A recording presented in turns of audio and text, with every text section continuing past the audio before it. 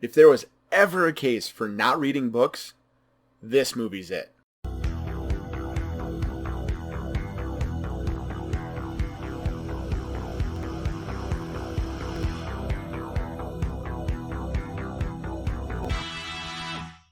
Okay, we saw it. Should we go now? Welcome to the Dave Cave. I, as always, am Dave. Now, before we get started, stay on top of all things horror and a little bit of heroes like reviews, rants, rankings, and reactions. Hit that subscribe, ding the bell, so you don't miss a minute. Today I'm going to be talking about the movie that finally brings to life the book series that has been tormenting children for decades, Scary Stories to Tell in the Dark. And just a little heads up, moving forward, I'm only going to call it Scary Stories, because that's a mouthful. Scary Stories was directed by Andre Overdahl, stars Zoe Margaret Coletti, Michael Garza, Gabriel Rush, and Austin Zayre. The movie picks up right on Halloween night, 1968, and after three friends try to pull a prank on basically the school butthole, they go on the run from the butthole and befriend this new guy that nobody knows. He's just there. We learn more about him as the story goes on. But those four then venture to a local haunted house, and when the lone girl of the group, Stella, the reader of the group, stumbles across a book, she takes the book and unwittingly unleashes a very, very malevolent force on the town. Well, the town teenagers. I have a feeling that this movie is actually going to surprise a lot of people. I was one of them, so let's get right into the good.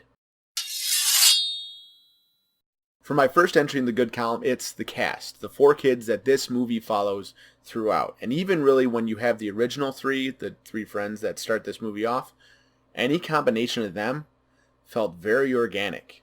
It felt very natural. I liked seeing them all work together because they all have their own little quirks, but then they also have their own little interplays that happen between them, and their personalities are able to shine through that.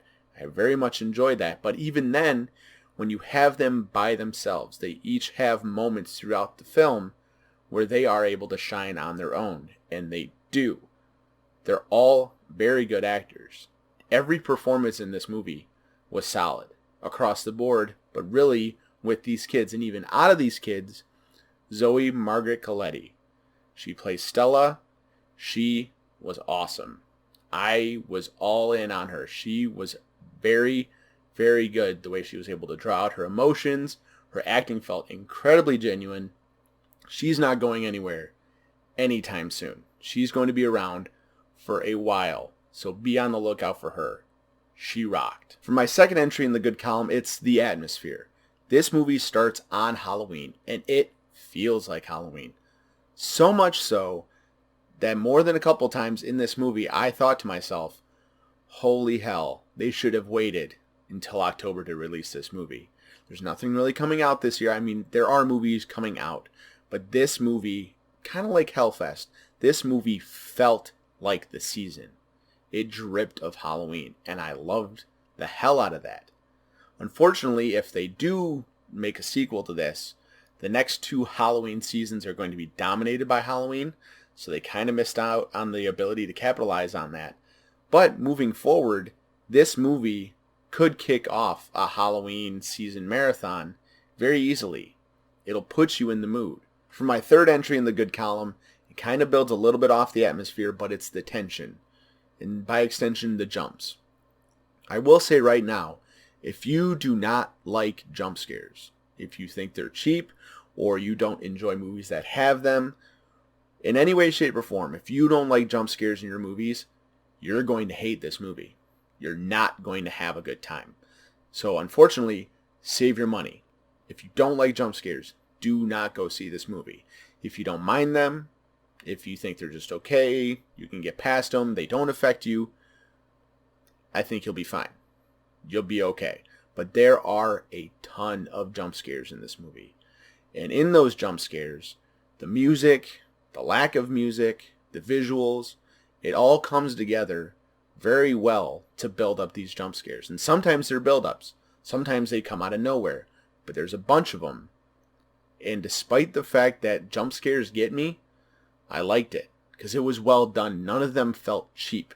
They were trying. You could tell that they wanted to build up their jump scares. They wanted you to be on edge for the entire movie. And for the majority of the movie, I was. I mean, what can I say? Jump scares get me. They do. I fall for them all the time. They make me very uneasy. Now, as much as there is to like about this movie, Scary Stories is not without its flaws. So we're just going to jump right into the bad. Alright, I'm going to be honest. Nothing really stuck out as bad in this movie for me. There were little things, like sometimes the story was a little predictable. Sometimes the CG slipped a little bit. Sometimes they played on similar haunted woman, haunted house kind of tropes that we've seen in other movies before. But it's minimal. It's forgivable. If you go into this movie looking for things to hate, you're going to find them. You could go into this movie and try to pick it the hell apart. And you'll have a good time. If that's what you want to do and you want to go into it, have a blast. Go for it. But if you want to go into this movie and just have a good time, you're going to get that as well. You're going to get what you want to find out of this movie. It's not spectacular. It was awesome. But there are things that you could find that you could pick apart. I wasn't one of the people that did that, so I was able to have a pretty decent time with it. Thankfully, the bad section for this review was very small.